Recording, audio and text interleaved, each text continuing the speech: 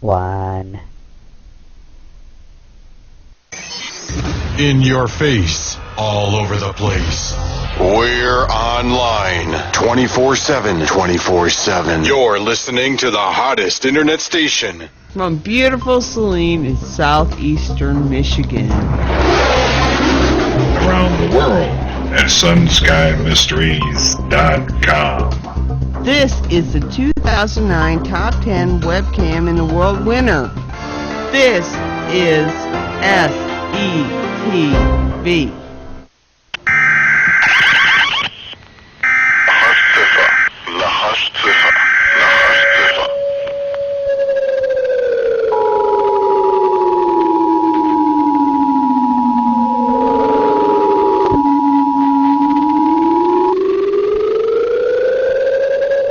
This message is transmitted at the request of the United States Office of Civil Defense.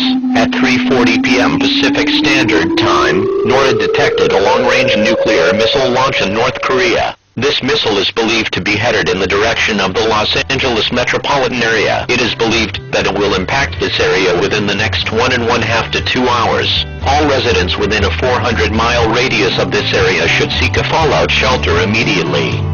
Wake up, America. Something must be done. Wake up, America. Be hopeful and be strong. The only real effect I can have is to create the impression that things aren't as bad as they are. To give our people time, the opportunity to survive. I guess I just never realized I'd gone so far. We had lost so much control. Totalitarianism doesn't need armies. It only needs to control a couple of things. The media and the ability to dispense privilege to some and withhold it from others. And of course, a weak and divided people helps. Good evening, everybody. Welcome to another exciting episode of Surrounded by Idiots. We are also the Michigan League of Fed Up Citizens because, well, we're just kind of fed up. My name is Bill Zam, and as I said, this is Surrounded by Idiots. If you'd like to ask a question while the show is on the air, you can send your emails to owner@sunsskymysteries.com. No spam, please. We have strong spam filters. You know, every night when I do this show, I go on the air, I do my show, I say what there is to say about the things that are going on in the world. You know, I show you my cap, I tell you to make sure you wear your cap and your sunglasses so the software and the facial recognition software won't recognize you when you're out and about. And we get, you know, your various comments on YouTube. We get your hate emails just like any other talk show does. But I have to tell you that even so, none of that bothers me. Do you know why? I'm going to show you why right now. Hold on a second here. I got to get down and kind of...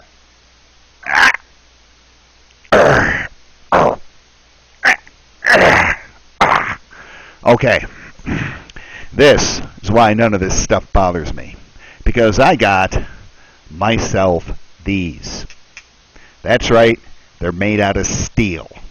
And none of the hate mail affects me. Ow. At any rate, welcome to the show. My job is to wake people up, to do whatever it takes to do it, to wake these people up. One person at a time, if I have to. If YouTube, as we expect, takes our channel down, we'll be available at SalineTV.com live every night. And the show archives are at the blog at USSAMichigan.com. So, we come on the air every night. We do our stuff. And I point out all of the stupidity and idiots that we find. Now, last night we covered some things that we are going to cover some more tonight because we have made some more amazing discoveries. We have found some more threads that we are going to put in the macrame of the theory that we are working on as to what is going on here in 2012. And it's starting to become clear. It's starting to make sense. Now, I have to say something about what is going on in the nation as far as these politics go. And I have been attempting, I'm sure you've noticed, to avoid making political comments over the past week or so, just simply because it's at this point it's essentially meaningless. But one thing that we have to remember is that while Obama is busy beating the drum about Romney's tax returns, accusing a soon-to-be candidate for the President of the United States of murder, claiming he is a felon, he himself has some very serious problems that are, in fact, impeachable. The question is that everybody has to ask themselves is who is he going to blame it on this time? Because, you see, it's never his fault. That's the way the liberation theology mindset works. It's never your fault. It's always somebody else's fault. It's always somebody else to foist the blame over on. Hopefully, you can see the criminal mindset that we have been dealing with. The level of deception in this goes on and on. And I have to say that we passed the rabbit hole down to Wonderland about 5 scandals ago. And the thing is, what should scare us, what should really scare us as Americans is exactly who is this guy? All of his records are sealed. The only document that we've really ever gotten from his past was a Photoshop doctored document. And what's really surprising to me, anyways, is that there's still people that support this guy. It's crazy. But at the same time, you have to remember, so many people are out of work. The economy is so bad. Things are so screwed up that, by some reports, nearly half of the nation is actually now on some type of public assistance. And it's, honestly, it's really, really frightening at this point what is happening. Now, I know some of you are going to say that Obama didn't do it. The various people in his administration did it. But what you have to remember is what a past president says. The buck has to stop at the desk, at the Resolute desk in the president's office. That's where the buck has to stop. Because he's the boss. He's like the owner of a company. If a customer calls the company and is just absolutely livid over a product or a lack of service that the company has delivered, the owner of the company, the CEO, the head guy, he's got to make that good to the customer somehow. And this guy doesn't do it because he's the head of the head of the corporation known as the Democratic Republic of the United States of America. Now, Obama, he was the one that appointed Geithner and the rest of these people. He's the one that appointed the people that started up with the Fast and Furious guns program. He's the guy that apparently has made the deal with the Mexican president about don't worry, after the election we're going to go ahead and start doing some gun control. He's the guy that was overheard on the microphone with one of the Soviet leaders saying, "Don't worry, after the election, we'll have a chance to destroy all of our missiles. Don't worry about that. We'll take care of that after the election." The problem is that Obama has perfected the art of living in a bubble of his own making, sort of like the bubble boy on Seinfeld. Untouchable by any, accountable to no one. He's also perfected the art of extending his bubble to those around him, to those he chooses to protect, such as Eric Holder and the Fast and Furious debacle. What it will take to burst this bubble, I have no idea. At this point, as I said, it's very frightening.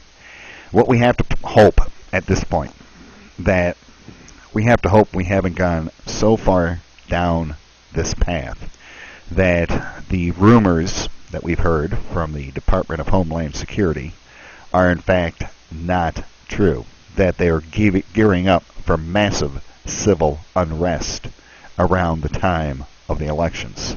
I just hope this does not involve a civil bloodbath that could throw this nation back 100 years in its progress in humanity. Like I said, one wonders exactly how deep all of this goes. Every day, it looks more and more like Obama becoming the President of the United States of America with some type of a plot, some type of a plant. He has nothing, and I mean done virtually nothing, that is credible to his name.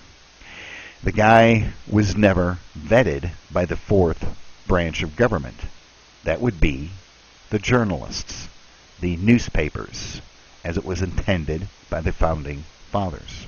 He was groomed long ago to do exactly what he has now managed to do. And that is my commentary for tonight.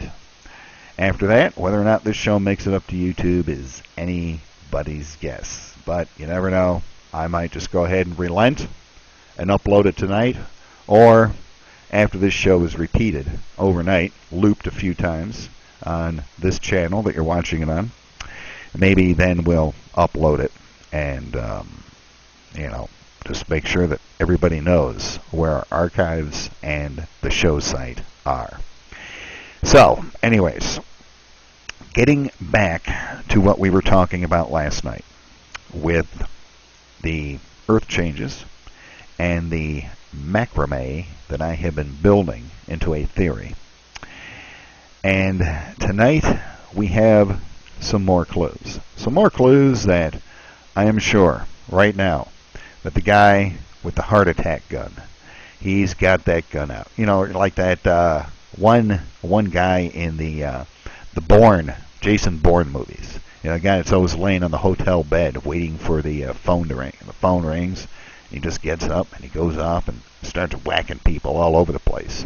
Well, I imagine the heart attack hit guy is probably a lot like that. He's probably oiling up the gun right now, just waiting for the call to head on over to southeast Michigan and do the whack job. So let's take a look at what we have for tonight. A 13-year Cascadia study is complete, and the earthquake risk looms large. This is from August 7th, 2012. This is a current article. Structures, such as the Coos Bay Bridge, are among the major infrastructure that will face risks when a subduction zone earthquake strikes the Pacific Northwest. Now, my apologies to a good friend of ours that lives in that area, Mr. Cliff High. He does not go in for this subduction zone stuff, but this is what the article says, so I am just passing along this information. A comprehensive analysis of the Cascadia subduction zone off the Pacific Northwest coast confirms that the region has had numerous earthquakes over the past 10,000 years and suggests that the southern Oregon coast may be the most vulnerable based on reoccurrence frequency. written by researchers at Oregon State University and published online by the United States Geological Survey. The study concludes that there is a 40% chance of an earthquake in the Coos Bay, Oregon region during the next 50 years. And here is the article. This is at Terra Daily. Let me give you the exact web address here. This would be terradaily.com.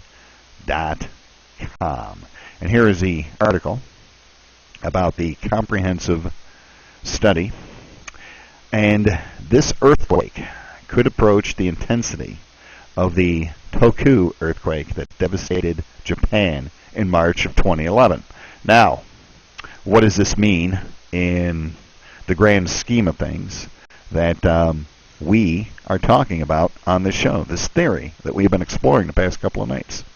Remember, we have two talk show hosts that apparently have multiple sources that are telling them there is going to be some type of an event happening this month in August that is going to force the continuity of government, family members of the military, to move away from the coasts. We have Mitchell Coombs, who says that he is preparing the exact same warning that he did for the Japan earthquake, that apparently he hit the nail right on the head with that, unless he's figured out a way to hack Facebook and change the dates on his posts. And all of this points to a major earthquake. Coombs says the earthquakes are going to be in the California region at 9.6, as well as near Australia, and this will create a devastating tsunami. Stay tuned as details come forth. Now let's get back to this article. The southern margin of Cascadia has a much higher reoccurrence level for major earthquakes than the northern end, and frankly, it is overdue for a rupture. It's always overdue, isn't it?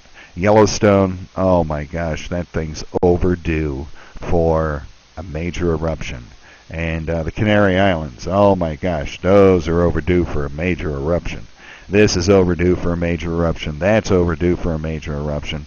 They're always overdue for a major eruption. That doesn't mean an earthquake couldn't strike first along the northern half from Newport, Oregon to Vancouver Island, but major earthquakes tend to strike more frequently along the southern end every 240 years or so, and it's been longer than that since it last happened. So, let's go back to our show notes. And now, we are beginning to put some more pieces of the puzzle together that we started last night. If you recall, sinkholes, predicted earthquakes, galactic fluff, galactic superwave incoming, and now we have another part of the issue coming to light. A silent killer, more powerful, up to 50 times more powerful than carbon dioxide that humans might be putting out. This killer has killed entire swaths of species on the Earth. But first, before we get into that subject, warnings from Earth's destabilizing core. And I apologize if there is a slight delay in the audio there. I also heard that glitch. Don't know where the heck it came from, but who knows. Warnings from Earth's destabilizing core. Ominous booms thunder across the sky. These skyquakes are abruptly erupting all over the world. We have had audio of those. Let's, once again, as we did last night, let's listen to the audio right here. Hold on one moment while I cue this up. Okay,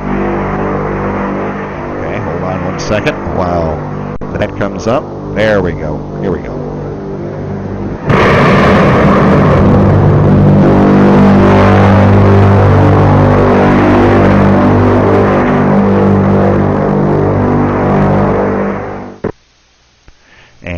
next you're going to hear the... These are what the article says are explosive booms, howling moans, bizarre hums, from Russia to Australia, from Chile to the east coast of the United States. The sky is exploding. Let's listen to it some more.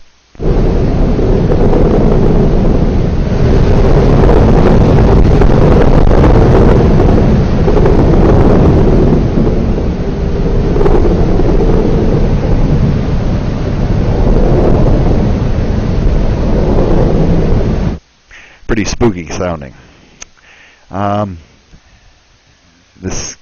the frequency and intensity of these things is increasing, some people are asking, is doomsday approaching?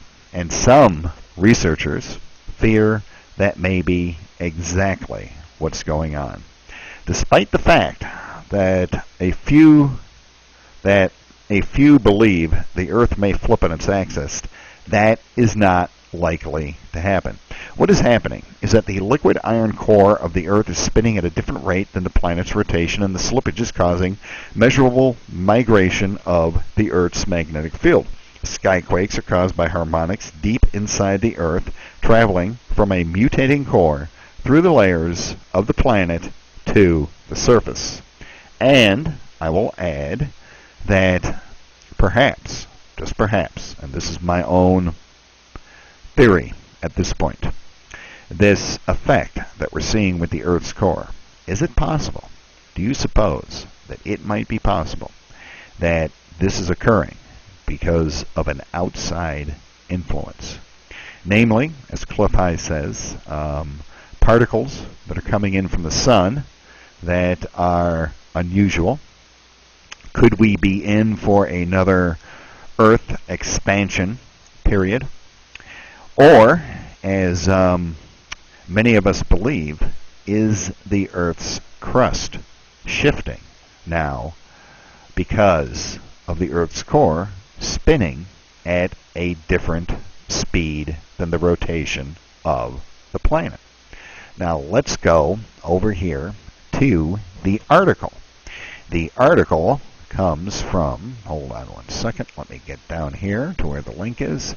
This article comes from PAKalertPress.com. That would be PAKALERT, Pack Alert Press. Now, let's go back to this article. This is by Terrence Im. Ominous booms thunder across the sky. These skyquakes are abruptly erupting all over the world. And here is a graphic. Millions of years ago, the seas suddenly rose, islands disappeared, continents flooded, and mighty mountain range like the Andes rocketed from the depths of the ocean, reaching many thousands of feet into the air in a matter of hours. Today's fossils of bottom-dwelling sea creatures, and even actual parts of seashells, can still be found near the South American ranges' jagged mountain peaks. And you can see here is a graphic of the atmosphere with the troposphere, the tropopause, the mesosphere, and the ionosphere, where the aurora borealis originates from. What is happening is the liquid iron core of the Earth is spinning at a different rate than the planet's rotation, and the slippage is causing a measurable migration of the Earth's field. Now, we have had guests on the show before that have talked about this, and here's a graphic that one of our guests actually used on the show last winter. Skyquakes are caused by the harmonics deep inside the Earth traveling from a mutated core through the layers of the planet to the surface. The sky acts as a sounding board, capturing and magnifying the sonic and electrical frequencies shot from the center of the world. Let's see if we can zoom in on this. You can see the crust of the Earth, the mantle of the Earth, the molten outer core, and the solid inner core. The outer molten core is what appears to be rotating at a different rate than the planet. The stresses building up in the core, deep in the heart of the world, also migrate outwards to the mantle. That would be the light green area on this graphic. And eventually the crust. Slipping strata within the bowels of the planet create incredible pressures. Pressures so great and temperatures soar, and dense metal flow like liquids. Water becomes a superheated plasma and reacts with layers of quartz crystals emitting harmonics audible as they hum, and also generating earth lights and skyquakes across the sky, like this.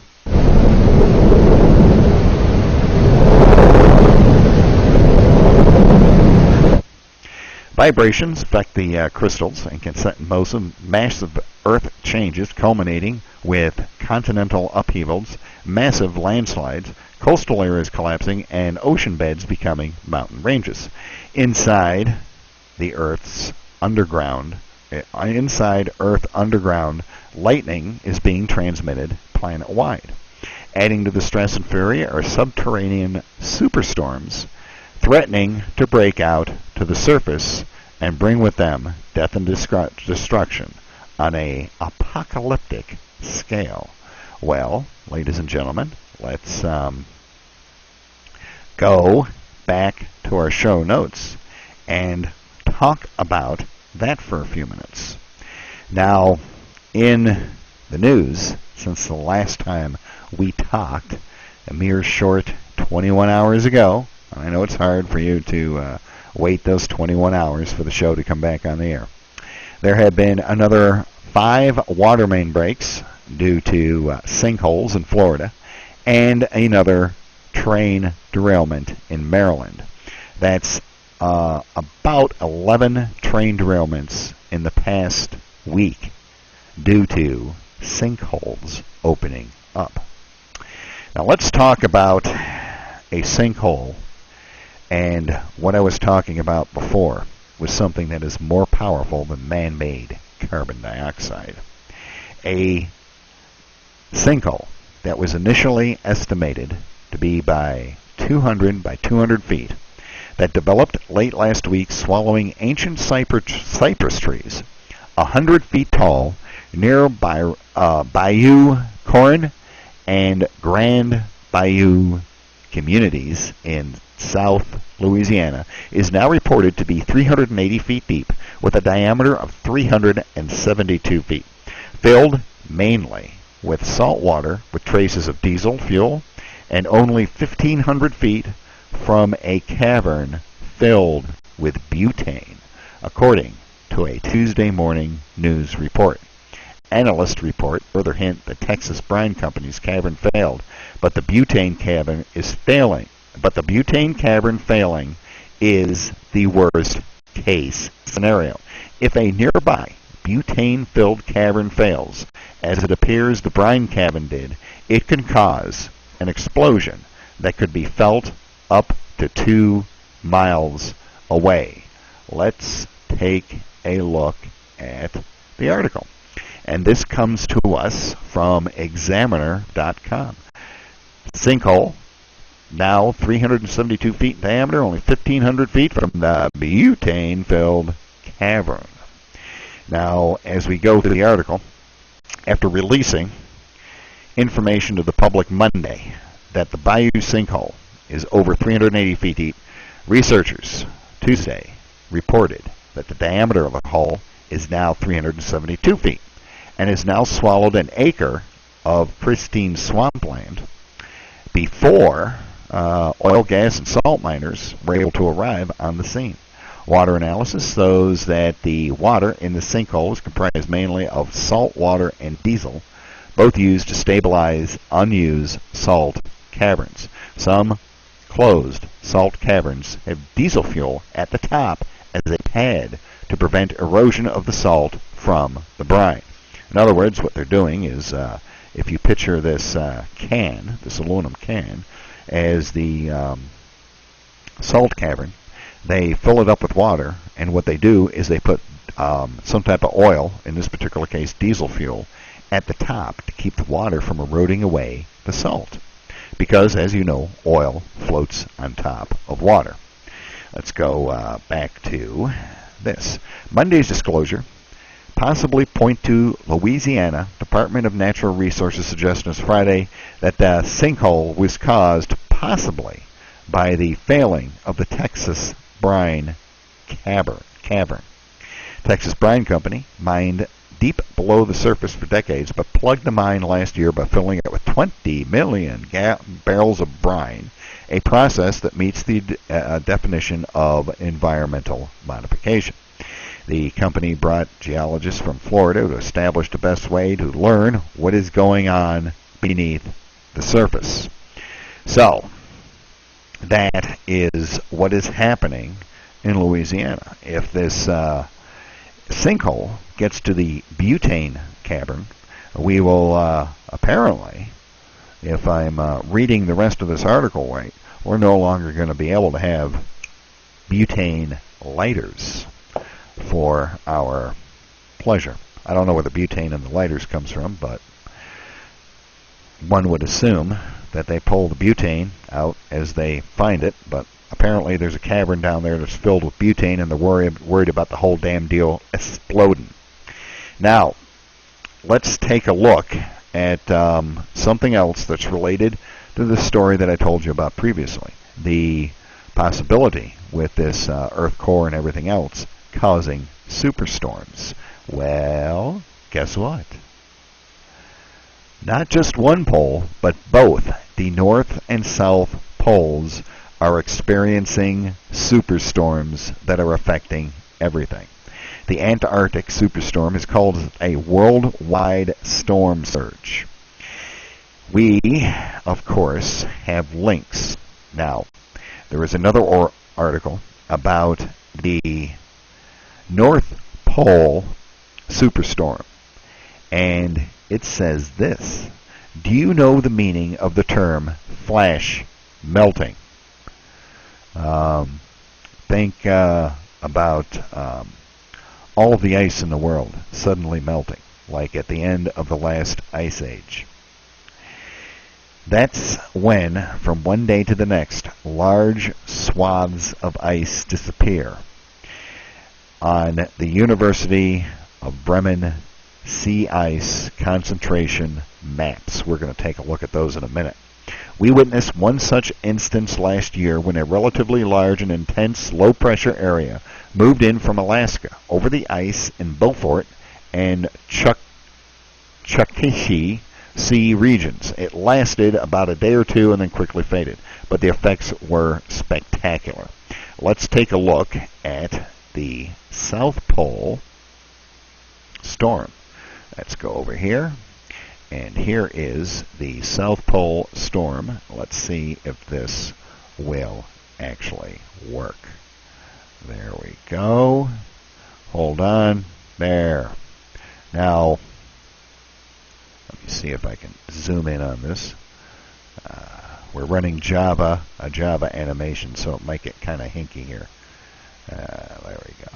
Okay, there's your storm at the South Pole. This is the animation of the storm. You can see it is what they are calling a super duper storm. This comes from oceanweather.com. Let me double check that address for you. That would be, yes, oceanweather.com/data. That is right there. You can see the storm and the track.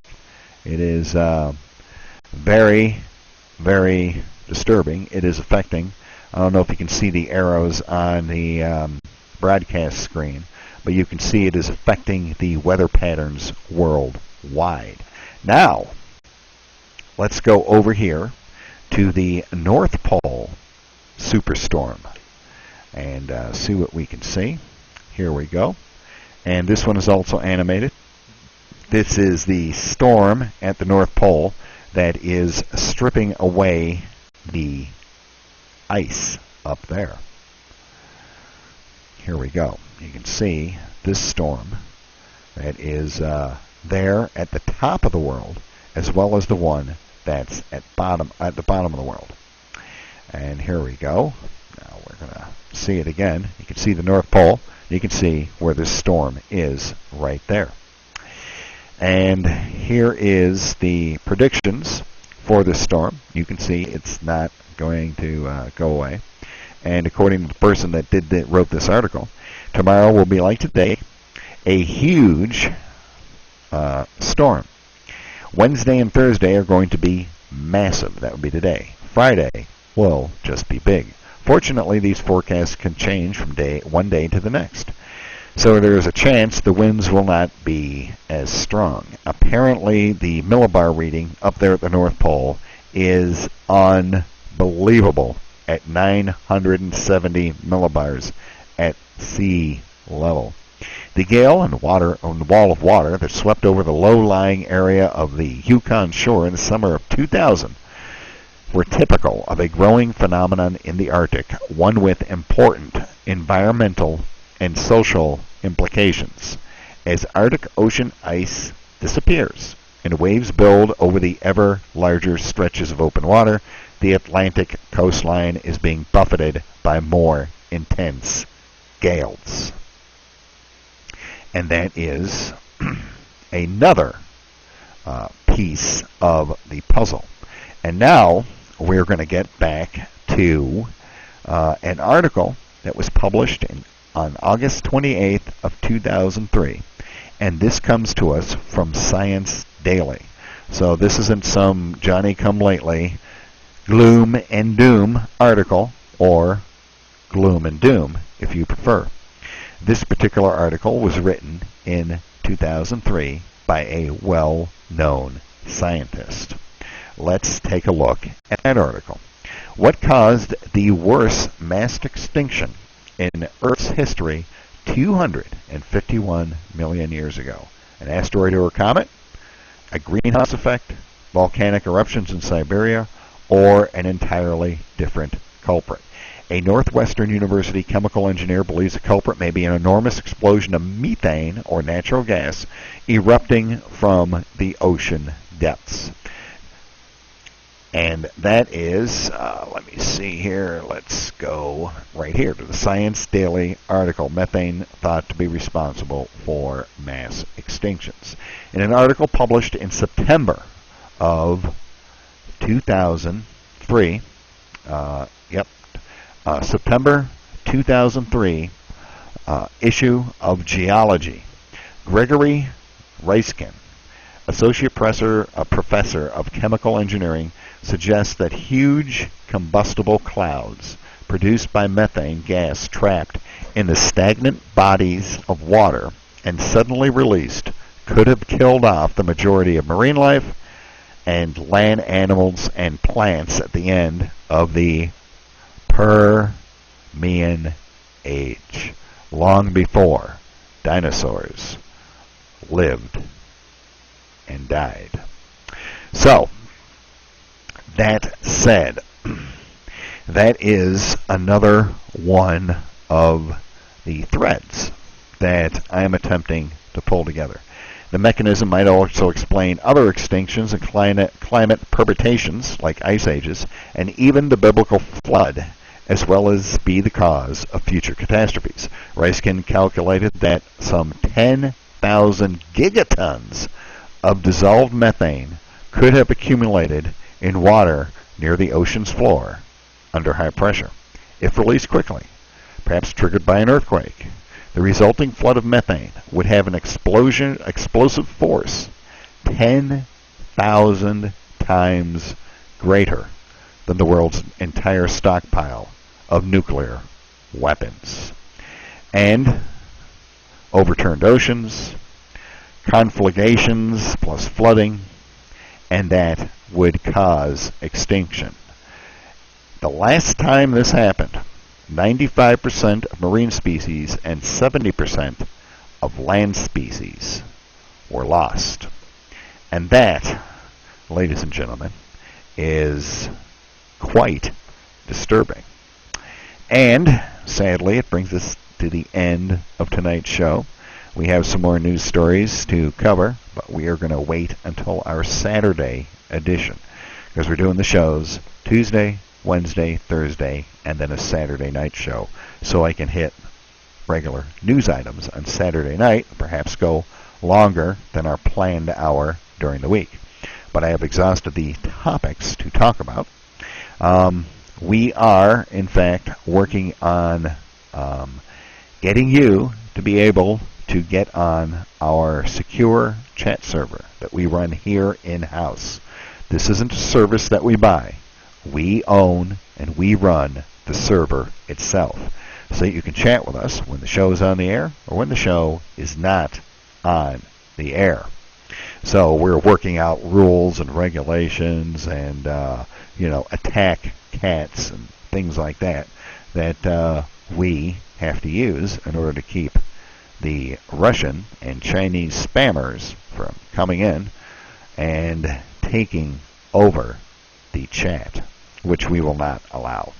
So, at any rate, my name is Bill Sam, and that is the show for tonight. I certainly hope that you enjoyed this particular presentation and that it helps you to